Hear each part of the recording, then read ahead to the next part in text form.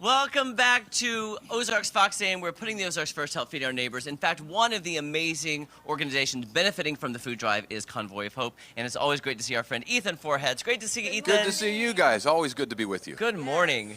What's going on at Convoy of Hope right now? Well, every time we see these bags at Price Cutter, we're so thankful for Color 10, Ozarks Fox, Price Cutter for allowing this to take place. And really, we're thankful to the people of the Ozarks who come through year in and year out. They're so generous whenever they check out because they know that there are so many more people now, it seems like, who need the help as inflation gets out of control and as we move into the holiday season. So we're thankful to you guys for putting this on and allowing us to be part of it, and we're obviously very thankful to the people of the Ozarks. One thing I've noticed, how long have you been doing this program? It's been years. Okay, Yeah. so here's one thing that's not involved with inflation. These bags are still $5 and $10. Isn't that something? That's amazing. That is amazing because the price has gone up for all of these items. Yeah. So to be able to fill these bags for $5, for $10, whatever it is that people can manage out of their own budget as they're getting their own groceries to share with others, it's just extraordinary.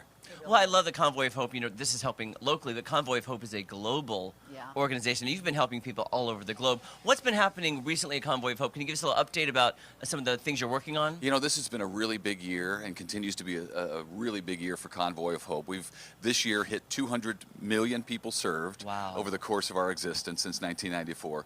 And that's 200 million is a huge number, but every number is a life, is an individual person whose life was affected by kindness in some way. So we're super proud of that number. And then later this year, we're also hitting $2 billion worth of supplies given to people. Wow. And, you know, $5 at a time. This is how it happens. So that's a huge number. It's really mind-boggling to think that it started in 1994, and it really started with our founder, Hal Donaldson, saying, what can I do to be kind? Because Mother Teresa challenged him personally and said, what are you doing to help the poor and suffering? He came back to the States from India and said, I got to do something. So it started with him $600 worth of groceries in the back of a pickup truck, going through the neighborhood and giving them to people who needed it. $600 to now $2 billion worth of supplies is just unbelievable. I didn't realize that's how it started. And so just a little ripple creates another ripple and then a wave, and that's how it goes. So what can we each do to, you know, put that kindness forward and pay it forward? I mean, this is a great way to start right here. It is a good way to start. I think a lot of times people want to do something and they feel like maybe the financial way isn't the best way to go because it doesn't feel like they're doing enough. But what we're able to do, whenever you purchase groceries, we're able to get them to people. Whenever people donate dollars, we can take that dollar through our connections and through our infrastructure and our partnerships around the world and in this country. We can stretch it at least 5 times further than you'd be able to do on your own. And so it's just a great way to bless people, and I think you'll be blessed by it whenever you do it too. Oh, how could you not be? How could you not be, Ethan? And with so many things happening all over the world, the crises, the hurricanes, you know, everything that's going on, I'm sure you guys are super busy and you're trying to take the resources that you have and then spread it around the world. How is that going so far? Well, you know, this year, August was quiet when it came to hurricane season, and then all of a sudden, bam, bam, bam, Puerto Rico, Florida, and we've been responding. We continue to in Florida recently. We're still responding to Hurricane Ian, which hit about 7 weeks ago. I think 7 weeks ago today, actually. We're still responding. We're beginning our long-term response there, so we'll be helping people for the next year or so with appliances. These are people who are underinsured. We do a little study to find out who needs the help, and then we target those people because we want to be good stewards of what we have.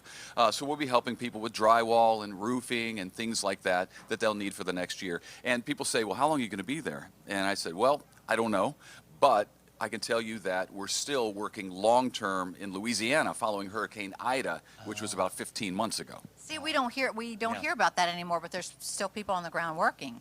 Yeah, and there are some parts of Louisiana that look like the hurricane hit 2 weeks ago. Oh, it's really? unbelievable. They still need help. So we're focused on getting those people help, now the people in Florida. So it's ongoing. And then the war in Ukraine, we promised and pledged 50 million meals to the people of Ukraine. So we're millions in, millions more to go, and that's a long-term problem. We can't stop, guys. We can't stop because these things are still going on, and the need is growing. I mean, we hate to talk about that. Yeah, but that's what the bad part is. Like, you see the need growing, Ethan. It's got to be, you know, seeing all the good work you're doing, but then it's got to be disheartening to see, wow, there's so many more people who need help. Well, we know there's a lot more to do. And whenever now in this country, we're seeing the need grow. Inflation is brutal for people. I mean, we feel it, you and I, when we go to the grocery store. It's just tough. And so people who were struggling 3 years ago now are really struggling because of how much everything costs. So any help that you can do is helpful for people who live in our area. We're able to give food and groceries to food banks as they give it out to local churches, as they have their own little food banks, and just help the community be the community. You know, if we could just budget a little bit, just think about that. Like the Starbucks I bought this morning was $5 and something. That could buy one of these bags. You know what I'm saying? If you just think just a little bit adds up to a lot. If every person helped. Yeah, if somebody wants to make a monetary donation to Convoy, I mean, you're always taking donations that can help. What's the best way to get in touch with you and make maybe a monetary donation? Easy way to do it is just go to convoyofhope.org. From there, you can catch up on we have a news and stories page. You can find out what we're doing, where we're working, how the money can be used.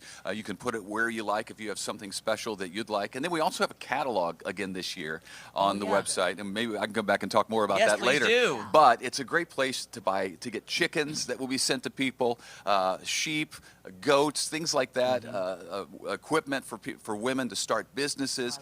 Anything that you like, that you're interested in, you can gift for a Christmas gift and then have it sent in someone else's name and then send them the card to say congratulations. Here's what we did together. So they can go to the website and check that out. The catalog on the website. You'll find it at convoyofhope.org. Thank you so much, Ethan. It's always great to see you. So good to see you. All right, when we come back, we're going to the juice bar. You want some juice? I need some juice right now. All right, we'll be back right after this. I need some of that cayenne, you know, the that doctor's heat. visit. Yes. Ooh, you'll feel that all the way down.